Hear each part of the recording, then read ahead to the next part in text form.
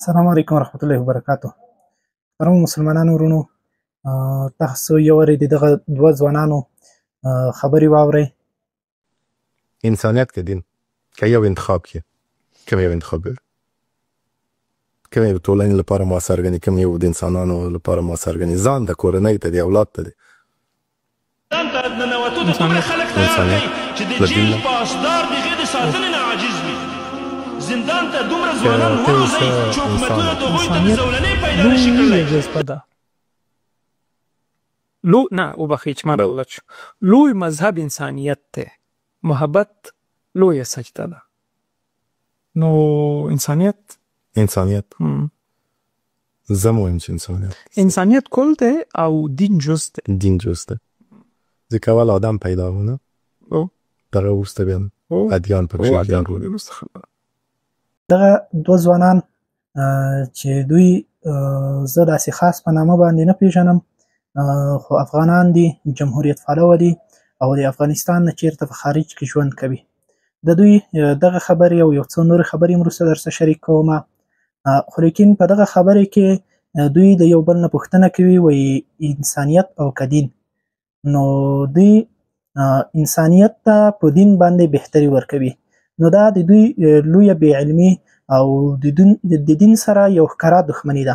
یو څو ورځې مخکې په امریکا کې یو زنانه کافره هغه رجګه شوه، قرآن کریم یې وسوځوه. خو زه وایم چې هغه کافر چې قرآن کریم وسوځوه، بالمقابل د مسلمانانو جذبې ولاړې شوې، مسلمانانو د غچ اخیستنه، د غږ پورته کونه غږ پورته کو او هغوی کې یو د دین غیرت را ولاړ شو.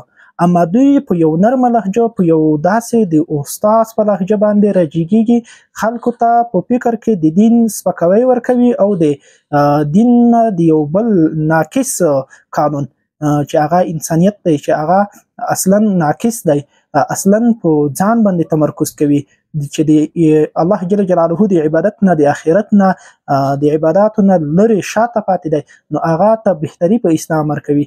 نو دغه دوه ځوانان یو د بل نه دغسې پوښتنې کوي او دوی بیا دومره بې علمه او دومره یو ناقص جواب ورکوي او بیا دلیل د ځان لپاره یو څه دلیل وایي انسانیت ځکه د دین نه مخکې دی چې اول آدم علیه السلام پیدا شو چې هغه انسان دی او وروسته بیا ادیان پیدا شو. نو ځکه وایي موږ انسانیت ته بهتري ورکوو په دین باندې. نو زه وایم چې که د دوی نه پوښتنه وشي چې انسانیت او که شیطانیت، نو دوی کې شاید چې شیطانیت ته اولویت ورکړي په انسانیت باندې، ځکه د انسانیت نه مخته شیطان بیا مخته پیدا شوی دی، هغه د انسانیت نه مخته و، نو دوی په شیطانیت هم تقدم ورکوي په انسانیت باندې.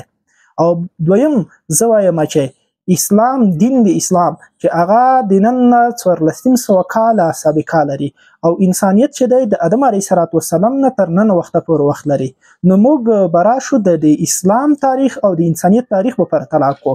د انسانیت په دوران کې د رسول الله صلی الله علیه وسلم د وخت نه مخکې د فرعونیانو، د اسرائیلو دغه رقم ته د عادیونو، د سمودیونو، د دغه قوم د صالح علیه السلام، قوم د شعیب علیه السلام، د دغه ټولو په وخت کې انسانیت و، اما اسلام نه و. خو لیکن دوی څه کړي دي د انسانیت سره؟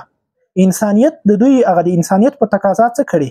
د خدای دعوه، د خلکو عام وژنه، قانون، د هغه قانون چې په هغې کې د انسانانو ښېګڼه وي هغه نه پلي کول، په یو بل باندې ظلم کول، تجاوز کول، د مظلوم حق خوړل، په تله کې کمی کول، دا هر څه د دوی د انسانیت په بنا باندې دوی ترسره کول. د رسول الله صلی الله علیه وسلم د زمانې نه مخته، کم وخت مخته چې انسانیت موجود و، اسلام نه و موجود، دغسې یو د انسانیت داسې یو قانون جوړ کړو چې هغه زنانه به ژوندۍ په ځمکه کې ښخېدلی، زنانهو ته به یو حیوان په سترګه کتل. دا اوس د رسول الله صلی الله علیه وسلم د راتګ نه وروسته په د اوس زمانه کې په هغه ځای کې چې هلته حقیقي اسلام دی، نه د بعضو ملکونو په شان باندې تش په نوم باندې اسلام، چیرته چې حقیقي اسلام دی په هغه ځای کې د انسان حقوق خوندي دي، په هغه ځای کې یو انسان هغه عزت لري. د انسان دا نه کتای کیږي چې الته دا سپین دی او کتور دی، دا د منصب ولا دی او که د ټیټ منصب ولا دا پیسادار دی او که غریب دی. اما هغه ځای کې چې اسلام نشته، انسانیت دی صرف، الته د ښځو ته د سپي په نظر کتای کیږي. په امریکایي اروپایي ملکونو کې موږ تاسو د دې ویډیوګانې کتلې چې هغه د یوه ښځه کې پړی اچوي، د سپي په شان باندې په بازار کې ګرځوي. الته یو تورپوستی د سپین پوستي په شان باندې حقوق نه لري. الته یو تورپوستی مظلوم دی، سپین پوستی حاکم دی. الته د یو منصب ولا حاکم دی، د یو بې منصبه خلک هغه مظلوم دي. نو الته انسانیت شته، دین نشته. نو دوی دومره حق فیصله کوي. او دویمه خبره چې دوی کوي، ملا حبیب الله به مسلمانی خو انسان خو نه دی. ولا په مسلمانی کې زه سویم چې دی بشه مسلمان. خو مثال فکر وکړه کنه دا د دې په نیت شه افراطي مسلمان او شه افراطي مسلمان بي شه مسلمان او ول شه مسلمان خو زو ته او نه مونږ صحیح مسلمان نه چې دي به خندا او دغه څه دی مګر خې انسان نه دی.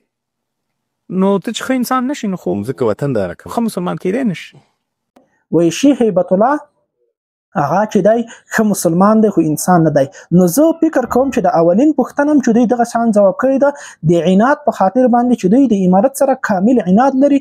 نو دوی په دې باندې پوهیږي چې موږ اوس نه دنیا ته نه افغانانو ته نه مسلمانانو هیڅ چاته دغسې یو قناعت نشو ورکولی چې موږ هغوی ته ووایو چې شیخ هیبت الله حفظه الله هغه یو ښه مسلمان نه دی.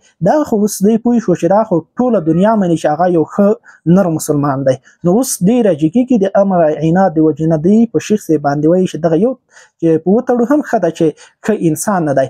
ولې ښه انسان نه دی؟ د انسان حقوق یې نه دي ورکړي، ولې د بشر حقوق یې نه دي ورکړي.